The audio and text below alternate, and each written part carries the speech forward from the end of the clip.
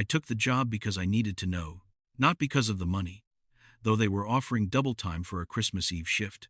Not because I was desperate for work. I had a steady consulting gig, evaluating building safety systems for insurance companies, enough to keep my one-bedroom apartment and my Honda running. I took it because 3 years ago, my sister Sarah disappeared while working the exact same job, in the exact same building, on the exact same night, Christmas Eve, and I'd been looking for answers ever since.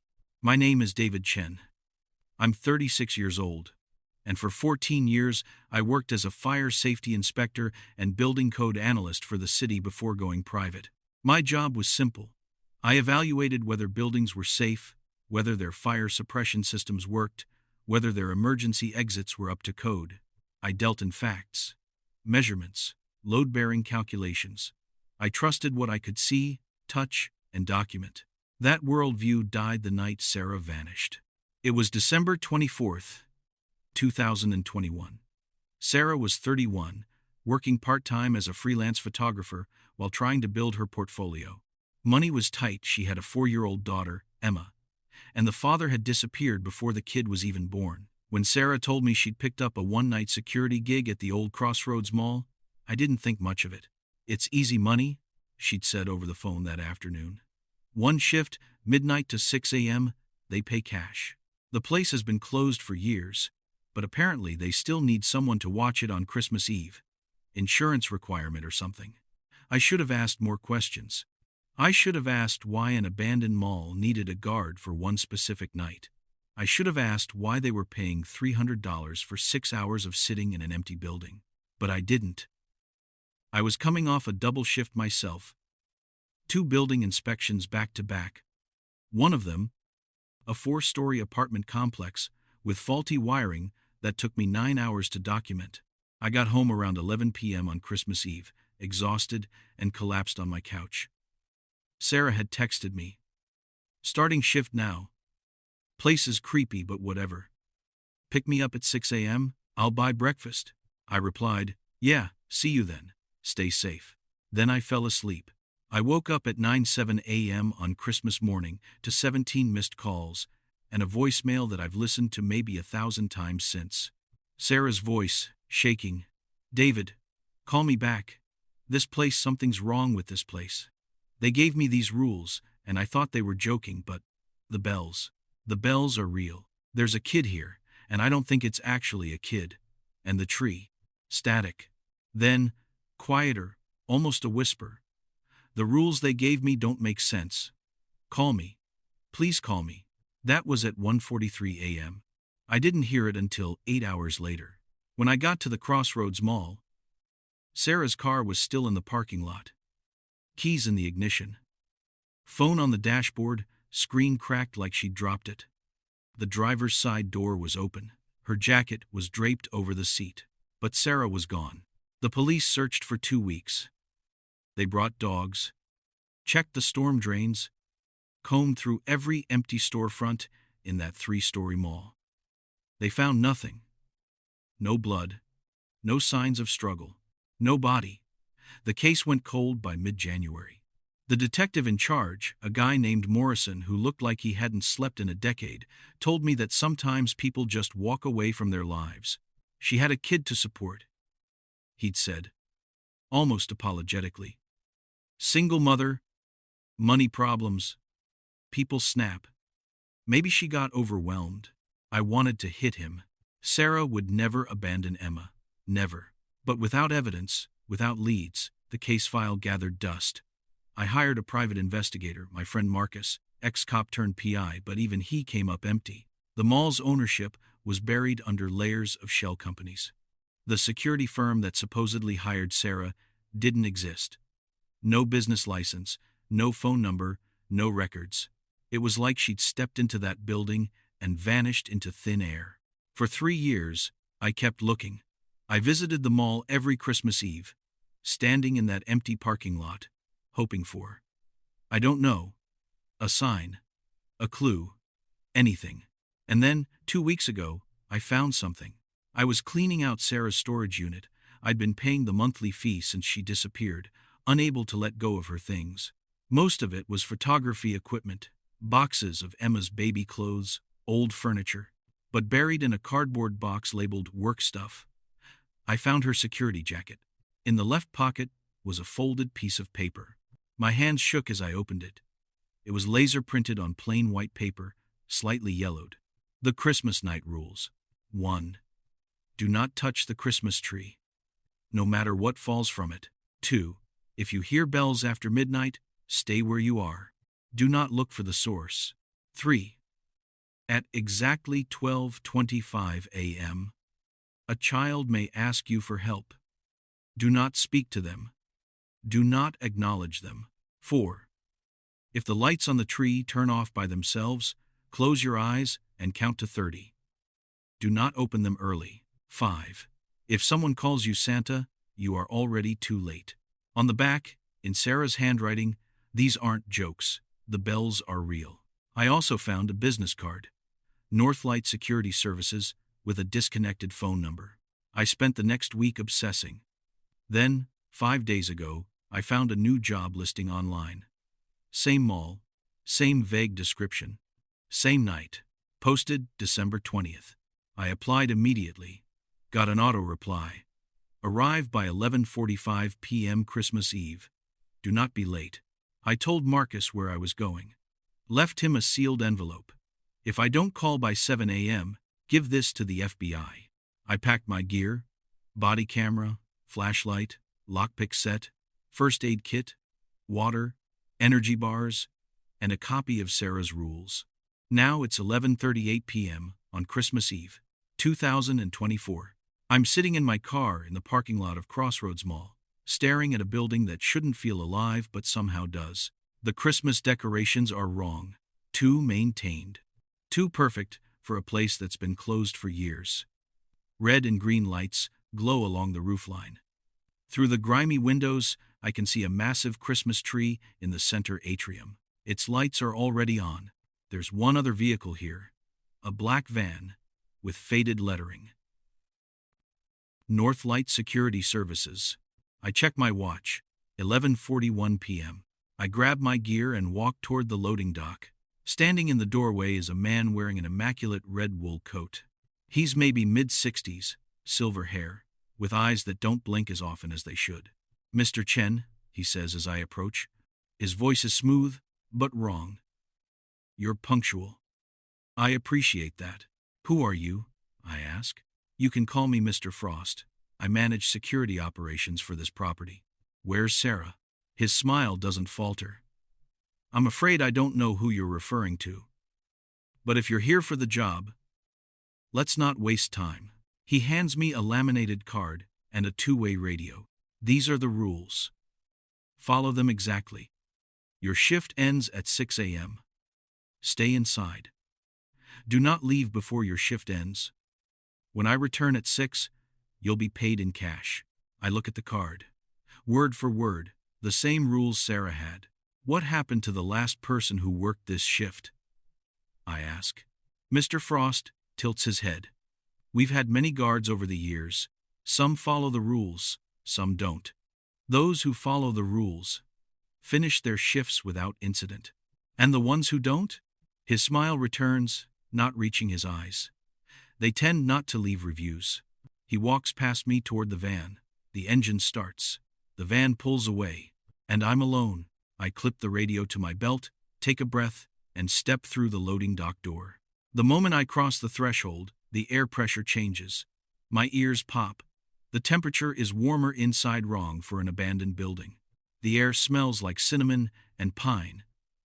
But underneath, something metallic. Copper. Or rust. I push through the corridor and enter the main atrium. The space opens before me, 3 stories, dark storefronts, balconies overlooking the ground level. And in the center, the tree, 40 feet tall. Glass ornaments, tinsel, ceramic angels. White lights glowing steadily with no visible power source. At its base, arranged in a perfect circle, are wrapped gifts. Dozens of them. And one of them has a tag with my name written in elegant script. David Chen. I don't move. My eyes are locked on that gift, a medium-sized box, wrapped in deep red paper with a gold ribbon. The tag dangles from the bow. My name written in flowing black ink. Document everything. That's my first instinct. I pull out my phone and take photos of the gift, the tree, the entire atrium. The body camera on my jacket is recording. But I want redundancy. I want proof. Because this isn't normal. I've been inside hundreds of abandoned buildings. This mall should be freezing, powerless, dark. The tree should be dead or artificial. The gifts should be dust-covered props, but they're not. The tree smells like fresh pine sap. The gifts look new. They're paper crisp. And my name is on one of them. I take a step closer, then remember Rule 1. Do not touch the Christmas tree, no matter what falls from it. Sarah had these same rules. She'd written that they weren't jokes. I step back and pull out the laminated card, analyzing each rule like a building code violation. Rule 1. Don't touch the tree or anything that falls. Implication: things will fall. Rule 2. Bells after midnight, stay still. Implication: the source is dangerous. Rule 3. At 12:25 a.m., a child will ask for help. Don't acknowledge them. Implication: it's not actually a child. Rule 4. If lights go out, close eyes and count to 30. Implication: something happens in that darkness I shouldn't see. Rule 5. If someone calls me Santa, I'm too late. Implication: point of no return. These aren't security protocols, they're survival instructions. I check my watch, 11:52 p.m. 6 hours and 8 minutes until my shift ends. But I'm not here for the money. I'm here because Sarah walked through these doors and never came back. I head for the security office first, keeping my distance from the tree. Inside. Metal desk, torn chair, dark monitors coated in dust, filing cabinet. I open the bottom drawer and my heart stops. A logbook. I flip to the last entry, Sarah's handwriting. 11:47 p.m., shift start, building secure, tree lights already on. 12:01 a.m., bells. Staying in office per Rule 2. 12:25 a.m., child's voice, in atrium. Not responding, per Rule 3. Voice getting louder. Staying quiet. 12:40 a.m. Lights went out. Counted to 30. Something touched my shoulder at 19 seconds. Did not open eyes. 1:15 a.m. Found gift with my name. 1:40 a.m. Something wrong. People in food court. They're wearing old uniforms. They're dead. I can tell they're dead. But the entry stops mid-sentence. Below that, one final line in shaky letters. If David reads this, don't open the gift. I close the logbook, gripping the desk to steady myself. She was here. She followed the rules. Until she didn't. I pocket the logbook and check my watch. 12:08 a.m. Then I hear them. Silver bells. Sleigh bells. Soft at first. Distant. Then moving through the mall like they're following the corridors. Rule 2. Stay where I am. I grip the desk and force myself to remain still. The bells get louder, passing by the office door, maybe 15 feet away. The sound is crystalline. Bright. But the rhythm is too perfect. Too mechanical. Like it's on a loop. They move toward the atrium, then stop. Silence. I count. 10 seconds. 20. 30. At 45 seconds, the bells start again moving away, toward the North Anchor store. At 60 seconds, they fade completely. 7 minutes. The bells rang for exactly 7 minutes. I leave the office and return to the atrium. The tree is exactly as I left it, but something's different. There are new ornaments. I pull up my earlier photos and compare. Yes, 3 new ornaments on the lower branches. They're figurines, hand-painted. A mall security guard. A woman in a 1,980 seconds business suit. A child holding a teddy bear. They look like people. They look like they were people. I back away from the tree and pull out the radio. Hello? Mr. Frost? Static. Nothing. Sarah mentioned people in the food court. 3rd floor. I find the stairwell and climb. The 2nd floor balcony overlooks the atrium.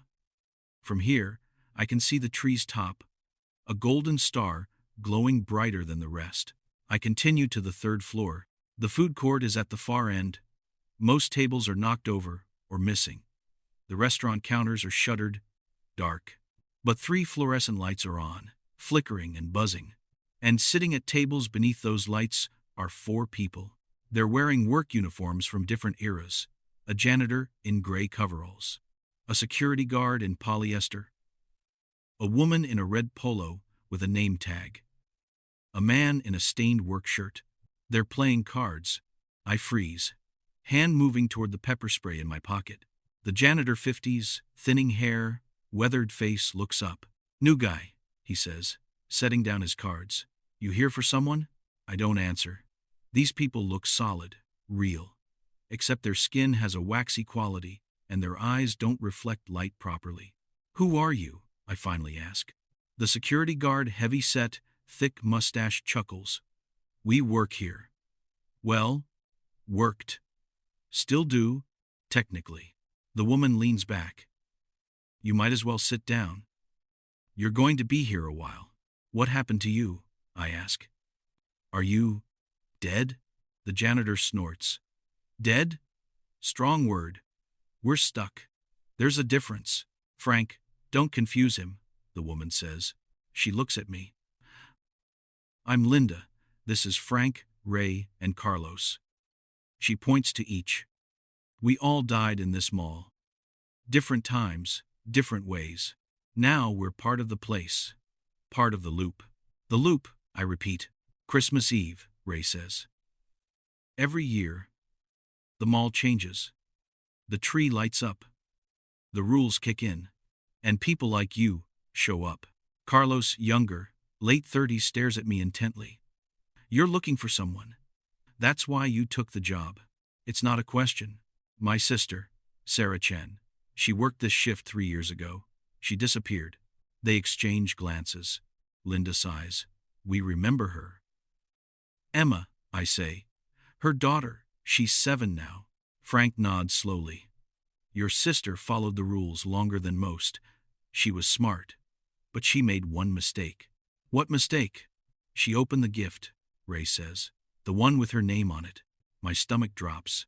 What happens if you open it? Linda stands and walks over. Up close, I see the too smooth texture of her skin, the chest that doesn't rise and fall with breath.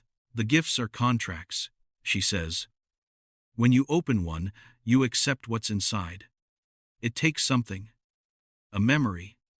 A piece of your soul. Years of your life. And it gives you something you want. Or something you think you want. Where is she?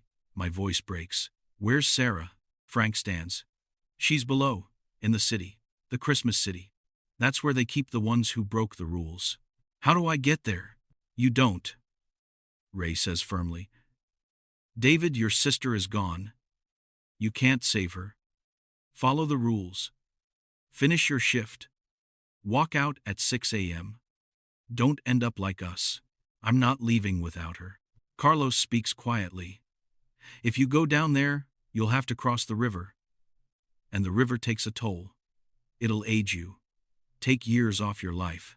Maybe 5. Maybe 10. I don't care. You should, Linda says. Because even if you find her, there's always a cost. The mall doesn't give anything for free. I look at each of them. Tell me how to get there. Frank studies me, then reaches into his coveralls and pulls out a brass key. Service elevator. 3rd floor, behind the boarded-up maintenance door near the north anchor. This opens it. The elevator goes down. Way down. When you reach the bottom, you'll find the river. There's a boat. But understand, once you cross, you're in their space. The rules up here protect you. Down there, you're on your own. I take the key. It's cold, heavier than it should be. Thank you. Ray shakes his head. Don't thank us. We've watched 47 people take this job. 31, are still down there. Your sister was 32, Linda adds quietly. I turn to leave. David, Frank calls. I stop. Whatever you find. Whatever Sarah's become. She might not want to leave. The city makes people forget. Be prepared for that. I nod and walk away. 12:47 a.m. 5 hours and 13 minutes left in my shift. But I'm not waiting. I find the maintenance door exactly where Frank said, behind collapsed clothing racks and a faded employees only sign. The boards pull away easily. Behind it, a metal door with a key slot. I insert the brass key. It turns smoothly. The door groans open.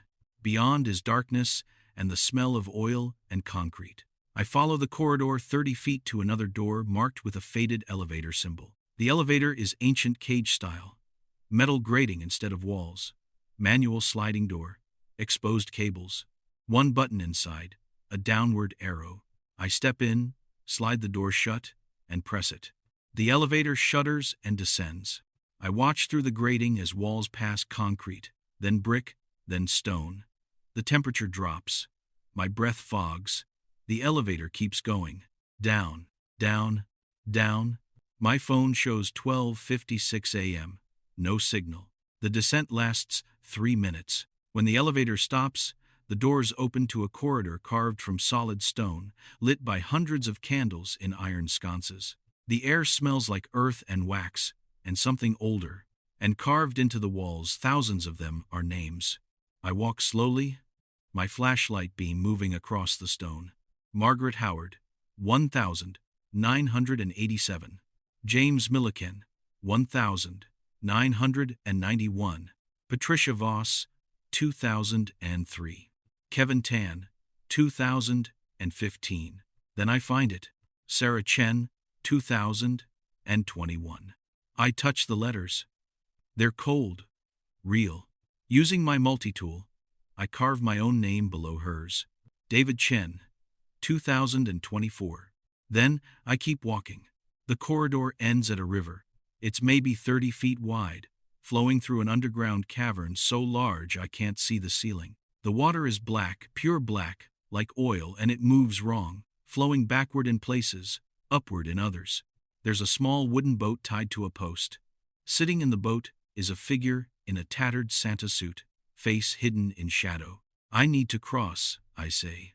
The figure lifts his head slowly. I can't see his face, just darkness where features should be. You wish to cross, he says, voice dry like old paper. Then you must pay. How much? Time. The river takes time. How much depends on your conviction. How strong is your reason? My sister, Sarah Chen, I'm here to bring her back. Silence. Then, love, a strong currency. Step into the boat. I do. The moment my foot touches the wood, the boat unties itself and glides across the black water, and I feel it immediately. A pulling sensation. My joints ache. My back stiffens.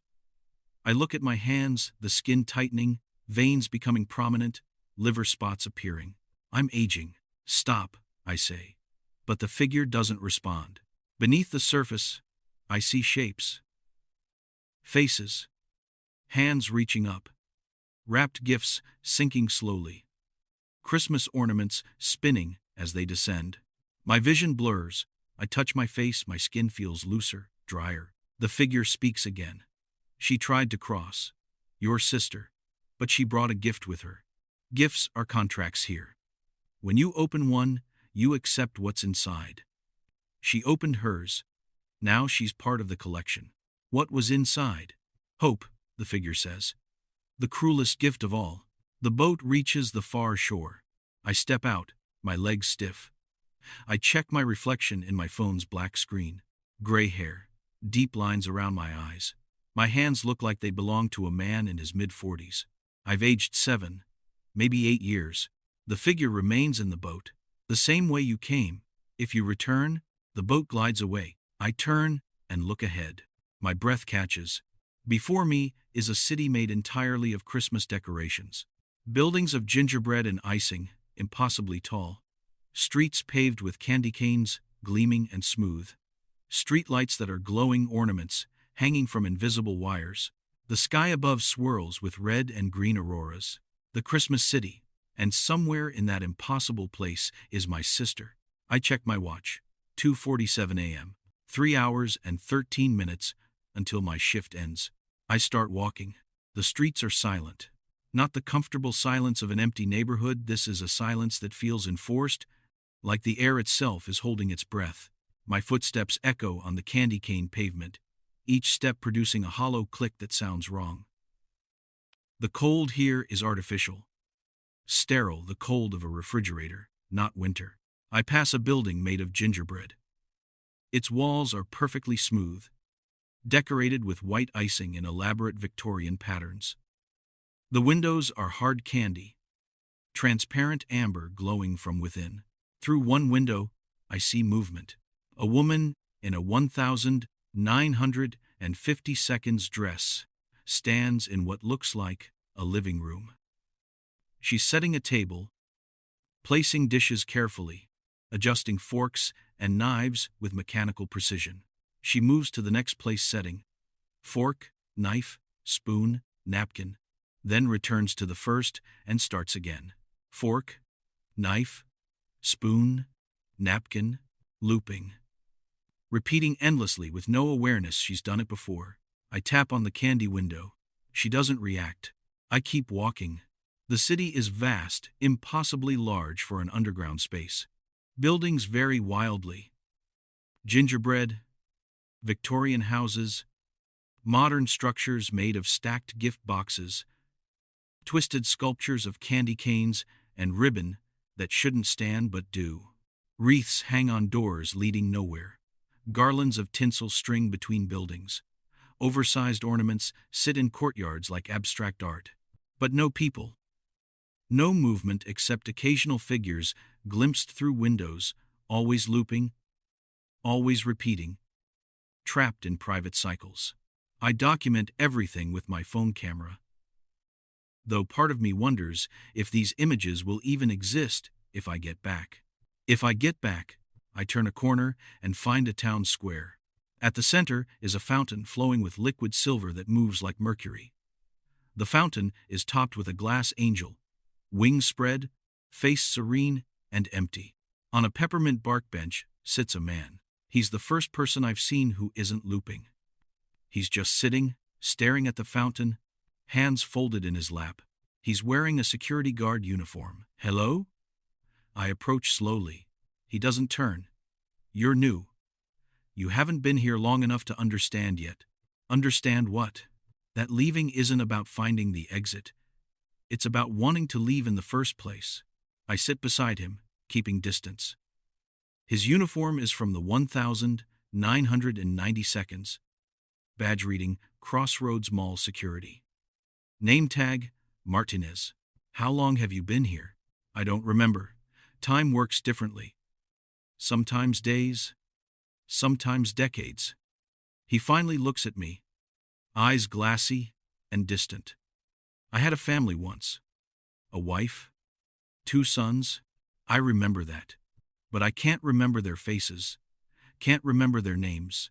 The city took those, little by little. Why don't you leave? He laughs hollowly. Where would I go? Back to the river? The boatman would take more years. I'd be ancient. And for what? To return to a life I can't remember? To people who've forgotten me? But you're still here. Still you. That means you haven't given up. Martinez looks at me for a long moment.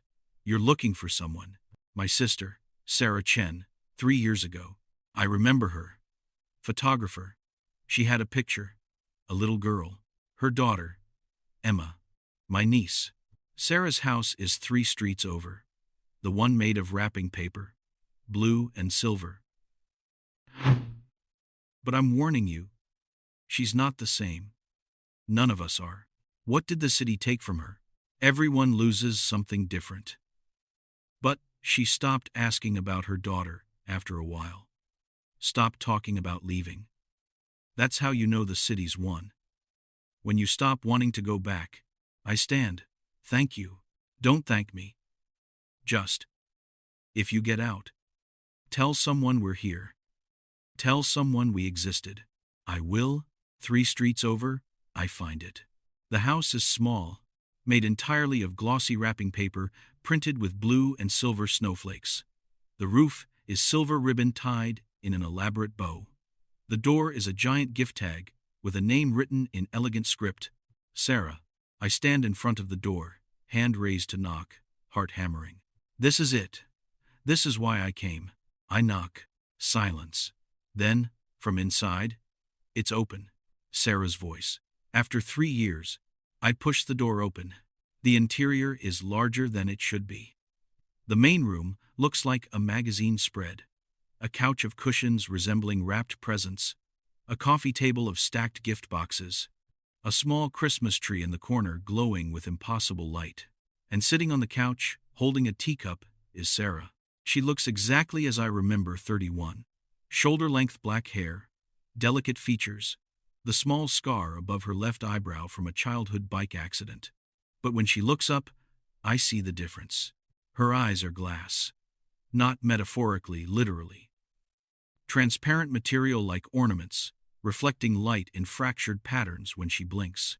David, she says, her voice warm but hollow underneath. You came. I can't speak. My throat has closed. She sets down her cup and stands, crossing to me. You look older. The river? I nod. How many years?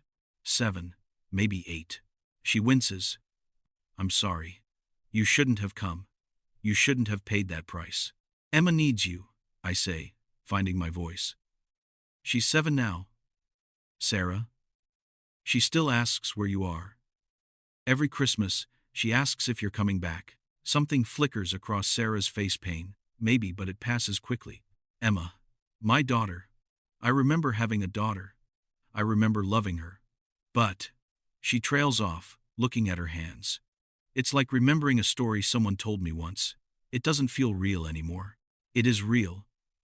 Sarah, this place is doing something to you. Taking your memories. Your emotions. You have to fight it. Why? The question is genuine, not defiant. David, I'm not in pain here. I'm not struggling. I don't worry about money or rent, or whether I'm good enough. I just exist. Isn't that enough? No. That's not living. That's being a decoration. Like the woman setting the table over and over. Like Martinez, forgetting his family's faces. Her glass eyes study me. You met Martinez. Did he seem unhappy? He seemed empty. Maybe that's better than being full of pain. I grab her shoulders, forcing her to look at me. Listen, 3 years ago, I fell asleep when you needed me. You called, and I didn't answer. When I woke up, you were gone. I've carried that guilt every single day. But I'm here now. I'm awake now, and I'm not leaving without you. For a moment, just a moment, her eyes clear. The glass becomes less opaque, and I see something behind it. Emotion. Memory. Sarah. David, she whispers. I open the gift. Do you know what was inside? Hope? The boatman told me. She nods. It was a snow globe. Inside was a perfect Christmas morning. Emma opening presents. Me watching her. Smiling. Everything perfect. And when I picked it up, when I shook it, I was inside it. I became part of that perfect moment, and I've been trying to make it real ever since. But it's not real. It's a loop. A trap. I know. But knowing doesn't change anything. The contract was made. When I opened that gift, I accepted what was inside. Now, I'm bound here. There has to be a way to break it. There is, says a voice behind me. I spin around. Mr. Frost stands in the doorway. But different now. Taller, at least 7 feet. His red coat pristine. His eyes completely black. No whites. Just endless darkness.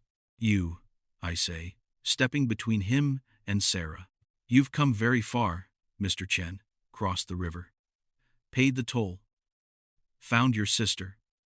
Admirable dedication. Let her go. I can't. She made a choice, opened the gift. The contract is binding. Then I'll take her place. Sarah gasps. David, no. Mr. Frost tilts his head, studying me. An exchange. Interesting. But you understand what this means? You'll become part of the collection. Every Christmas Eve, you'll exist here. You'll fade from the world above. Your memories will blur. Eventually, you'll forget why you wanted to leave. I don't care. Emma deserves her mother. Sarah deserves her life. I made the choice to come down here. This is my decision. David, don't, Sarah says, voice breaking. I'm not worth it. I already made my mistake. Don't make yours. I turn to her. You're my sister. You're worth everything. Mr. Frost is quiet for a long moment. Very well. But understand, you won't simply replace her. The city requires balance. Guardians. Enforcers. You'll become part of the mechanism that keeps this place running. You'll be the one who meets people at the mall entrance. Who hands them the rules. Who watches them succeed or fail. You'll become what I am. I stare at him. You were human once. Once. A very long time ago. I made a deal to save someone I loved. And I've been here ever since. Ensuring the rules are followed. Ensuring the threshold remains stable. Why? What is this place? Because the world needs thresholds. Places where the rules are different. Where contracts have weight. Where choices have consequences. This city, this tree, this collection, they keep something much darker at bay. The people trapped here aren't prisoners, they're anchors. Holding the door closed against something that would consume everything if allowed through. That's insane, is it? You've seen what's down here. You know magic is real. Why is it hard to believe someone needs to guard it? I look at Sarah. Her glass eyes are wide, terrified, but also hopeful. For the first time since I entered this house, she looks like she wants something. She wants to leave. She wants to see Emma. I turn back to Mr. Frost. I accept. Take me. Let her go. David, Sarah starts, but Mr. Frost raises a hand. The exchange is accepted. Sarah Chen, your contract is fulfilled. David Chen, your contract begins. The moment he says it, I feel something change. My body goes cold, not the river's cold, but deeper. The cold of something fundamental shifting inside me. I look at my hands and watch as the skin becomes smoother, paler, less alive. My fingers feel numb, distant. Sarah transforms in the opposite direction. Color floods her skin. Her eyes shift from glass to brown, warm, human, wet with tears. She gasps, stumbling. And I catch her. I've got you, I say. Though my voice sounds colder, more distant. David, I'm so sorry. I'm so sorry I did this to you. It's not your fault. And it's not over yet. We still have to get you out. Mr. Frost steps aside. The river will take her back. No toll, the contract is paid. But you, David, you'll remain. When she crosses the threshold into the mall, you'll be bound here completely. I understand. Do you? Because there's no going back. No loopholes. No escape. You'll become the guardian. You'll wear the red coat. You'll hand out the rules. Every Christmas Eve, you'll watch as others make the same choices. Can you live with that? I think about Emma. About a 7-year-old girl who deserves to know her mother. Yes, I can live with that. Mr. Frost nods. Then let's go. The tree's lights will flicker soon. Once they go out, the threshold closes. If Sarah is still here, she'll be trapped again. We move quickly through the Christmas city. Sarah leans on me, her legs weak after 3 years of stasis. But she's getting stronger with each step. Color returns to her cheeks. Her breathing comes easier. We pass Martinez by the fountain. I pause. Martinez, I'm leaving. But I'll remember you. I'll tell people you existed. He stares, then nods once. Thank you. We reach the river. The boat waits. Sarah and I step in. Mr. Frost remains on the shore. The boatman won't take you, he says to me. You're already part of this place. But you can ride as far as the elevator. After that, you return here. This is your domain now. The boat begins to move. Sarah grips my hand, warm, real, human. We don't speak. There's too much to say and no words adequate. The crossing takes minutes that feel like hours. Beneath the black water, shapes move, faces, hands, ornaments. But they don't reach for us. We reach the far shore. The elevator waits, cage door open. Sarah steps out, then turns to help me. But my feet won't move. I'm stuck in the boat, bound as surely as if chained. David, Sarah panics. It's okay. This is how it has to be. No, there has to be another way. There isn't. I take her hand one last time. Listen, when you get back, go to Marcus, Detective Marcus Reyes. He has an envelope with instructions, money, everything you need. Take Emma and go somewhere safe. Live your life. Be her mother. David, and tell her about me. Tell Emma her uncle loved her, that he made a choice. That family is worth everything. I will, Sarah whispers, tears streaming. I promise. Go. Before the lights go out, she hesitates, then turns and steps into the elevator. The cage door slides shut. The elevator rises, taking her up, up toward the surface, toward the mall, toward the real world. I watch until she disappears. Then the boat turns and glides back across the river, back to the Christmas city, back to my new home. When I reach the city shore, Mr. Frost waits. It's done. She crossed the threshold at 5:23 a.m. She's in the mall now. Solid, real, free. I step out of the boat and feel it immediately. I'm lighter, less substantial. When I look at my hands, they're translucent, like colored glass. How long before I'm completely gone? From the living world? You already are. You exist here, now.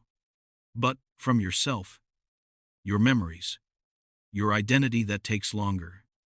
Years. Maybe. Or maybe you'll be strong enough to hold on. And you?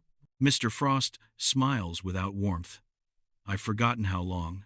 Long enough that I don't remember my real name. Long enough that I don't remember who I saved.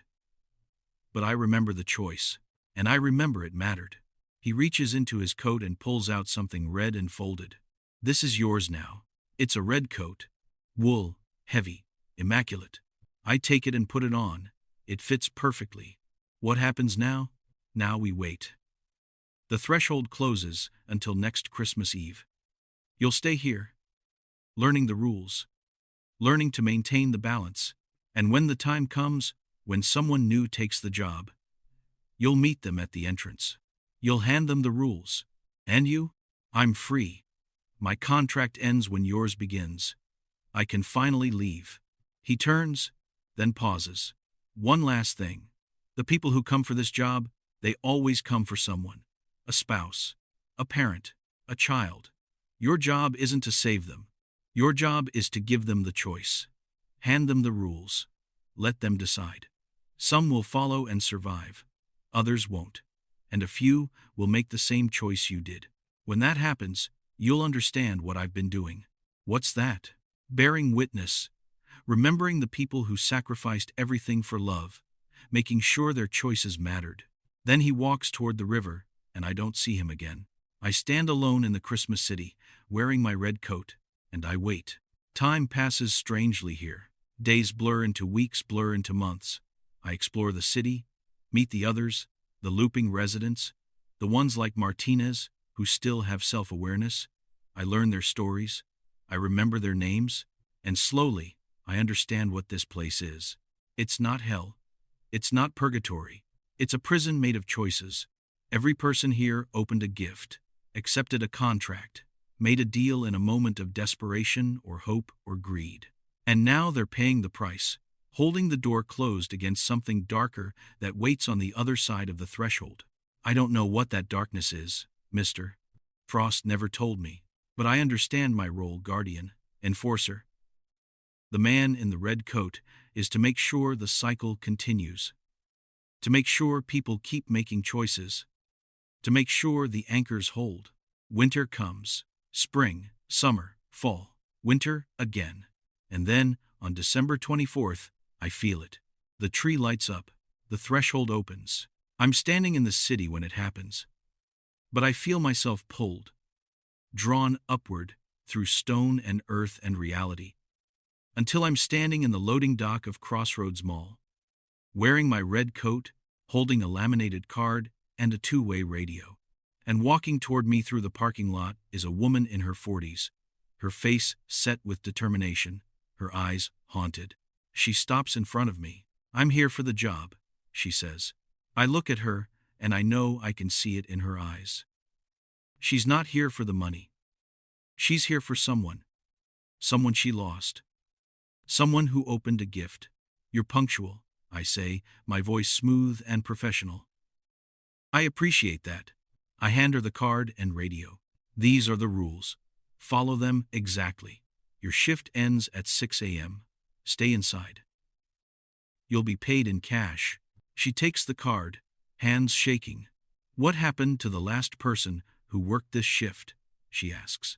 I remember asking that same question, standing in the same spot, feeling the same fear and hope and desperation. "We've had many guards over the years," I say, echoing Mr. Frost's words. "Some follow the rules. Some don't. Those who follow the rules finish their shifts without incident. And the ones who don't?" I smile, but it doesn't reach my eyes. I'm not sure my eyes work the same way anymore. They tend not to leave reviews. I step aside, gesturing toward the open door. "The building is yours until 6 a.m. I suggest you take this seriously." She looks at me for one more moment, searching my face for something. Maybe reassurance, maybe warning, then steps through the door into the mall. I walk to the black van, climb in, and drive away. But I don't go far. I park in the shadows at the edge of the lot. I can feel her moving through the mall. Sense when she enters the atrium and sees the tree. Feel her heart rate spike when she finds the gift with her name. Her name is Rebecca Torres, and I know why she's here. Her son, Marcus Torres, 17 years old. He took this job 2 years ago. He never came home. Now Rebecca is here, following the same path, hoping for a different outcome. "I should feel nothing," Mr. Frost said. "It gets easier that the distance grows, that eventually you stop feeling the weight of each person's story. But it's only been 11 months since I put on the red coat, and I can still feel everything. I feel Rebecca's determination as she explores the mall. I feel her fear when the bells ring at 12:01 a.m. I feel her restraint when the child's voice whispers at 12:25 a.m. She's following the rules, being smart. But then, at 1:47 a.m., I feel something change. She's found the service elevator. Someone gave her the key. Probably Frank, still trying to help even though he knows how most stories end. Rebecca is descending, and I realize, with cold certainty, that I can't let her cross the river, not because of the rules, not because it violates some cosmic contract, but because if she crosses, if she makes the same choice I did, then I'll have to watch another person sacrifice themselves. I'll have to hand another red coat to another desperate soul. And I'm not ready to stop being David Chen completely. I get out of the van and walk back to the mall. The loading dock door opens without me touching it. I'm part of the building now. I move through corridors quickly, footsteps silent. I reach the service elevator just as it's returning. The doors open. I step inside and descend. Down through concrete and brick and stone, down to the river. When the doors open, Rebecca stands at the water's edge, staring at the boat. The figure in the tattered Santa suit waits, silent and patient. "Rebecca," I say. She spins, hand going to pepper spray. When she sees the red coat, her eyes widen. You're the one who gave me the rules." "I am." "What are you doing here?" "Stopping you. You can't cross the river. My son is down there." "Marcus. He's only 17. He took this job and never came back." I need to find him. I know. But if you cross, you'll pay the same price I did. The river will age you. 10 years, maybe more. And even if you find Marcus, even if you bring him back, the cost won't end there. Someone will have to stay. Someone always has to stay. Then I'll stay. I'm his mother. That's my job. To protect him. It doesn't work that way. The city doesn't just take volunteers. It takes people who've made contracts. Marcus opened a gift, didn't he? Rebecca's face crumples. He didn't know what he was doing. I was sick, cancer, stage 3, and treatments were bankrupting us. He took this job for the money, but when he found that gift, when he saw what was inside. She's crying now. It was a cure. A vial that would heal me. And he opened it. He used it. And I got better. But he never came home. Because that was the contract. He traded himself for your health. That's what the gifts do. They give you what you want most, but they take something in exchange. So, I'll trade myself back. Give me the cancer. Let Marcus go. He's just a kid. The city doesn't negotiate. The contracts are binding. They can only be fulfilled or transferred. And transfers require someone to willingly take the place of the contracted. Then that's what I'm doing. She turns toward the boat. I move faster than I should be able to, and I'm in front of her. Stop. Get out of my way. I can't. Why not? Because you're the guardian? You were human once. You must remember what it's like to love someone enough to risk everything. I do remember. That's why I'm stopping you. Then you're a hypocrite. You made your choice. Why can't I do the same? Because I've been living with that choice for 11 months. And I can tell you it's not noble. It's not heroic. It's just empty. Every day, I feel myself fading. My memories getting hazier. My emotions duller. Soon I won't remember why I made this choice. I won't remember Sarah or Emma or what it felt like to love them. I'll just be the man in the red coat, handing out rules, watching people suffer. Is that what you want? If it means Marcus gets to live, yes. But he won't really be living. The guilt will destroy him. He used that cure, knowing there would be a cost. If you take his place, if you sacrifice yourself, he'll carry that weight forever. Every birthday, every achievement, every moment of happiness, he'll know it came at the price of his mother's soul. Is that the life you want for him? Rebecca stares at me, face pale. What else can I do? You can leave. You can go back. You can live. You can keep Marcus's memory alive. You can tell his story. You can make sure his sacrifice meant something. That's not enough. It has to be. Because the alternative is becoming like me. Or like Mr. Frost. Or like hundreds of others who thought love was enough to break the cycle. It's not. Love doesn't win here. It just endures. Rebecca is quiet. Then, did you see her? The person you saved, my sister, Sarah. Yes, I got her to the elevator. She made it back. Did she remember you? The question hits harder than it should. I don't know.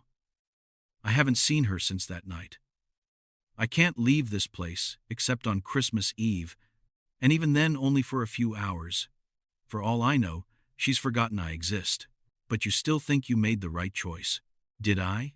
I think about Emma, about a little girl who has her mother back. I think about Sarah, free from this place. And I think about myself standing here in a red coat that weighs more than it should, trying to stop another person from making the same mistake. I think I made the only choice I could live with, I say slowly. But that doesn't mean it was right. Rebecca looks at the boat, then back at me. I can't just leave him here. Then don't. Cross the river. Find Marcus. Talk to him. Say goodbye. Give him closure. But don't make any contracts. Don't agree to any exchanges. Just see him. Then come back. Can I do that? I honestly don't know. But I say, the boatman takes payment for the crossing time. But the contract itself only happens if you agree to it. If you go with no intention of staying, with no desire to trade yourself, Maybe you can just visit. It's probably a lie. Wishful thinking. But Rebecca seizes it. Okay, I'll just go see him. Just talk. I won't make any deals. And you'll come back. Promise me. I promise. I step aside. Rebecca climbs into the boat. And I make a decision. I climb in after her. The figure's attention focuses on me. You cannot cross. You are bound to the threshold. I'm not crossing all the way, just far enough to make sure she comes back. Silence. Then the boat begins to move. Immediately, I feel it, the pulling, the aging, the cost. But worse this time. My body stiffens, joints lock.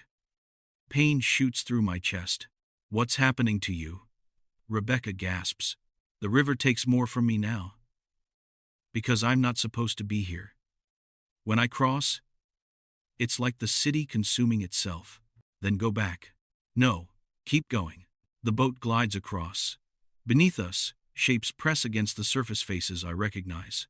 Sarah's face, translucent and fading. And beside it, my own face, younger, less worn. We're all here. Pieces of everyone who's made a deal. Trapped in this river. Sinking forever. The boat reaches the far shore. Rebecca climbs out, aged by maybe 5 years, lines around her eyes, gray in her hair. I try to stand and can't. My body won't respond. I'm frozen in the boat. Go, I tell her. Find Marcus. You have maybe an hour. If you're not back, you'll be trapped. What about you? I'll be here. Just hurry. She nods and runs toward the Christmas city. The figure turns to me. You were foolish. You cannot return to the city now. You've violated your contract by attempting to cross. You are no longer guardian. You are no longer anything. What happens to me? You sink. Like all the others who break their contracts. You become part of the river. Forever falling. Forever drowning. Forever paying. I close my eyes. Maybe this is the ending I deserved. But then, I hear footsteps. Running. I open my eyes and see Rebecca returning, pulling someone with her, a teenage boy, thin and pale, with dark hair and frightened eyes. Marcus. They reach the boat, both breathing hard. He's coming back with me, Rebecca says. Mom, no. Marcus protests. I can't. The contract. Get in the boat, Rebecca says, voice steel. But the figure raises one hand. He cannot cross. The contract binds him. Then take me, I say. Everyone looks at me. Take me. I was guardian. That means I have authority here. I can make exchanges. I transfer Marcus Torres's contract to myself. Let him go. Let them both go. I'll take his place. David, no, Rebecca says. You already sacrificed yourself for your sister. Yes, I can. Because that's what guardians do. We bear witness. We remember. We make sure the sacrifices matter. Marcus deserves to live. You both do. The figure tilts its head. You would take the boy's contract. In addition to your own, you would carry both burdens. Yes, you understand this will accelerate your dissolution. You will fade faster. Forget faster. You will have months, perhaps, before you become nothing but an echo. I understand. David, Marcus says, voice breaking. You don't even know me. I look at him, so young. 17. The same age Sarah was when she started taking care of me. I know you enough. You're a kid who made a mistake trying to save his mother. That's not a sin. That's love. And you shouldn't have to pay for it forever. The figure extends one skeletal hand toward me. Then the exchange is made. The moment it touches my chest, I feel both contracts slam into me like physical weights. Marcus's contract, a golden chain, transfers to me. I feel his guilt, his fear, his desperate hope. My own contract, already crushing, doubles in pressure. Marcus gasps and stumbles. The chain is gone. He's free. Get in the boat, Rebecca says, catching him. They climb in. I try to move, but I can't. My body is stone, frozen. The boat begins to move, carrying them back. Wait, I call out. Rebecca, tell Sarah. But the boat is already too far, and my voice is fading. I watch them go. Watch them reach the far shore.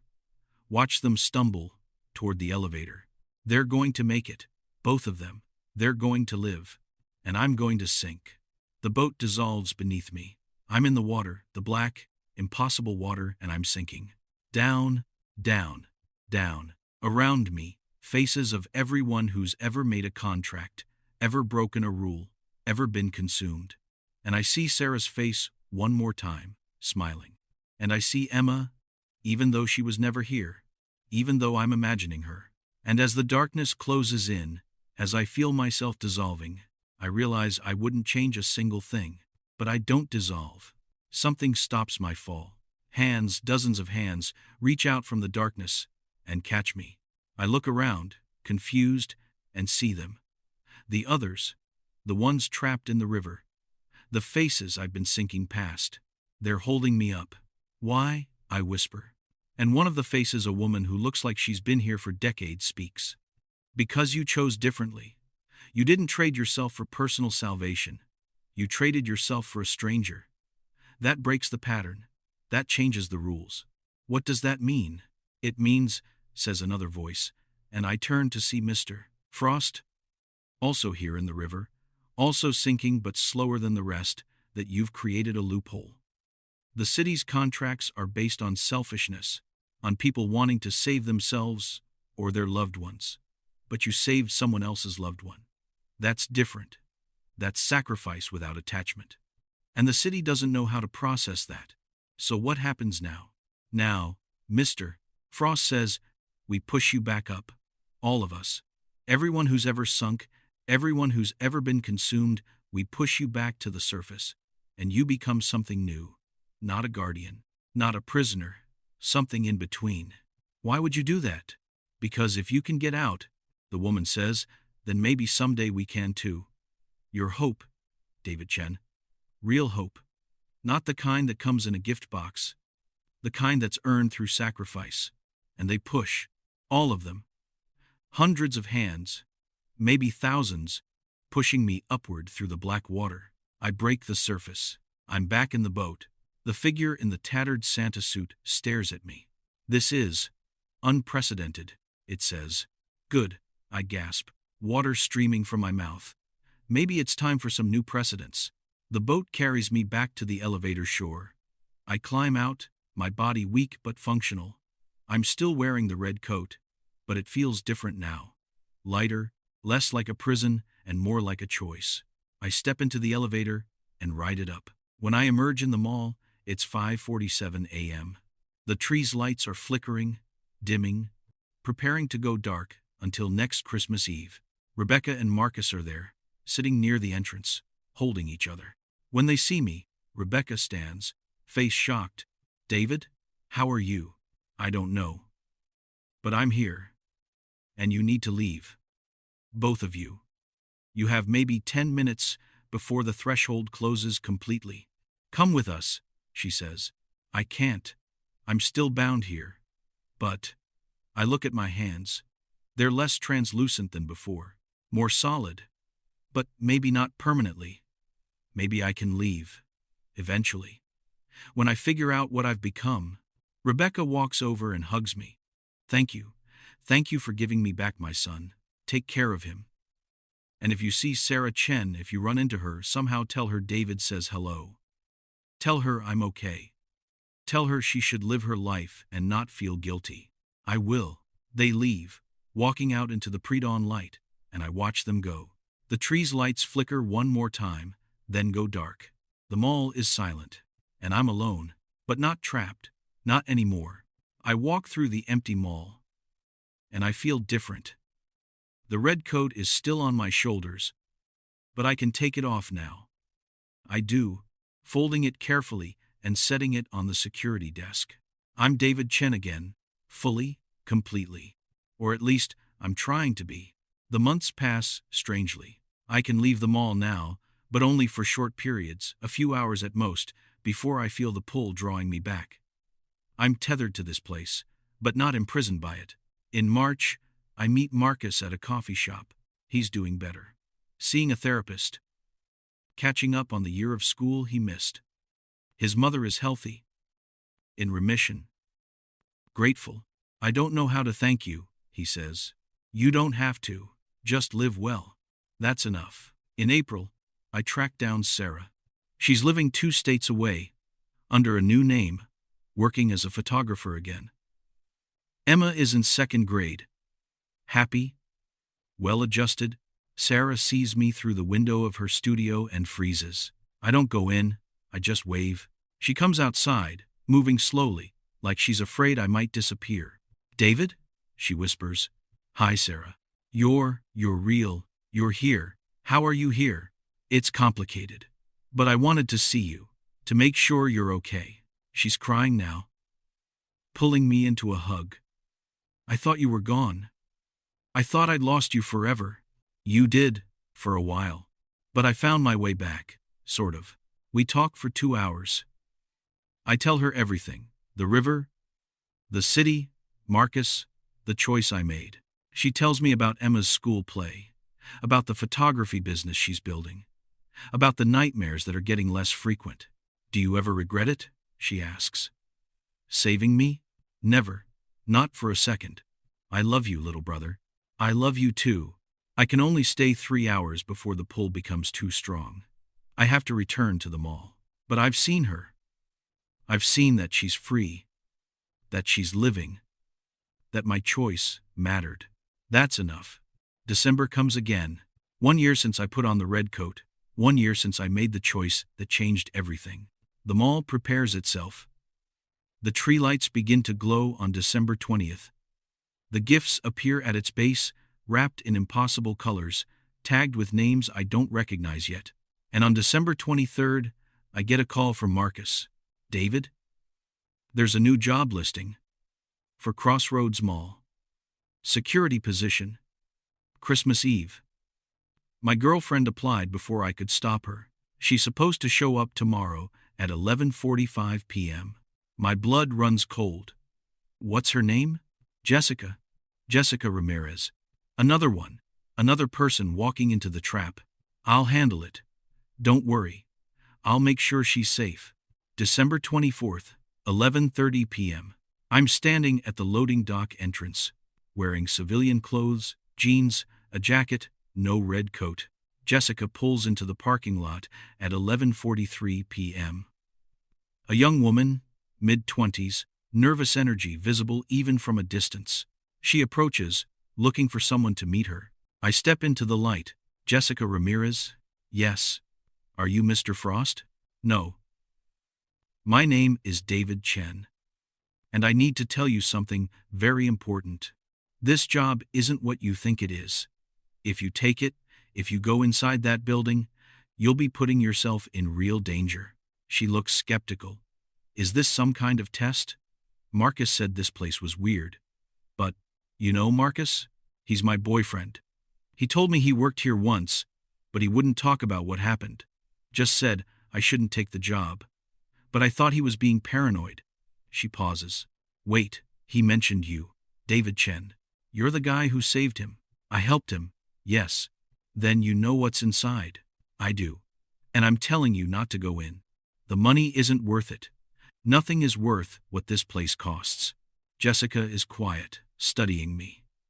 Marcus said you sacrificed yourself for him. That you're trapped here now. Is that true? It's complicated. But yes, essentially. Then why are you warning me away? If you're part of this place, shouldn't you want me to go in? I should, but I'm trying to be something different, something better. I'm trying to break the cycle. Jessica looks at the loading dock entrance, then back at me. What's really in there? Magic, and horror, and choices that will change your life forever. And I'm asking you, as someone who knows, to walk away. She's silent for a long moment. Then, okay, I'll leave. Marcus was right. You're trying to help. She backs toward her car. Thank you, David. For whatever you did for Marcus. For trying to protect me. She gets in her car and drives away. And I stand there in the parking lot. watching her taillights disappear, feeling something I haven't felt in a long time. Victory. Small, incomplete, but real. The threshold opened tonight, like it does every Christmas Eve. The tree is lit, the gifts are waiting. But no one came. For the first time in 43 years, no one took the job. I walk back into the mall, past the tree, and find Frank and the night crew waiting in the food court. Did she leave? Linda asks. She left. Ray grins. You actually did it. You broke the pattern. One person, that's all. Just one. One is enough, Frank says. One means it's possible. One means the cycle can be interrupted. I spend Christmas Day alone in the mall, but I'm not lonely. Because somewhere out there, Sarah is with Emma, opening presents, being a mother. Marcus is with his family, with Jessica, being young and alive and free. Rebecca is healthy, grateful, whole. And I'm here. The man who said no when the system demanded yes. The man who chose to stand between people and darkness. I walk to the atrium and look at the tree. Its lights are dim now, flickering weakly. At its base, the gifts are fading, their colors washing out, becoming translucent. And I understand something Mr. Frost never told me. Every person who walks away weakens the threshold. Every contract that isn't made diminishes this place. If I can keep doing this, keep warning people, keep breaking the pattern, keep saying, no, eventually, this place will fade completely. The city will dissolve. The 44 trapped souls will be freed. And maybe, just maybe, I'll be free too. It might take years, decades, but I have time. And I have purpose. I'm David Chen, Fire Safety Inspector, Building Code Analyst, brother, uncle, guardian, and I choose to stand watch, not because I have to, but because someone should. Thank you for listening to the end. If this story moved you, please consider subscribing. It truly helps me continue creating these long-form horror stories. I want to know, do you think David made the right choice? What would you have done? Drop your thoughts in the comments below. Also, if you have your own creepy Christmas experiences or strange job stories, share them. I might feature them in a future video. Until next time, stay safe out there. And remember, if a job seems too good to be true, read the rules carefully. Every Christmas Eve, someone takes a security job they shouldn't take. Every Christmas Eve, someone follows rules they don't understand. Every Christmas Eve, someone makes a choice that changes everything. And now, standing at the threshold, is someone who says, not tonight, not on my watch. Because some doors need someone standing guard, and I chose to be that someone. For Sarah, for Emma, for Marcus, and Rebecca, and Jessica, and everyone who will never know what I stopped from coming through. Merry Christmas. And remember, don't touch the tree.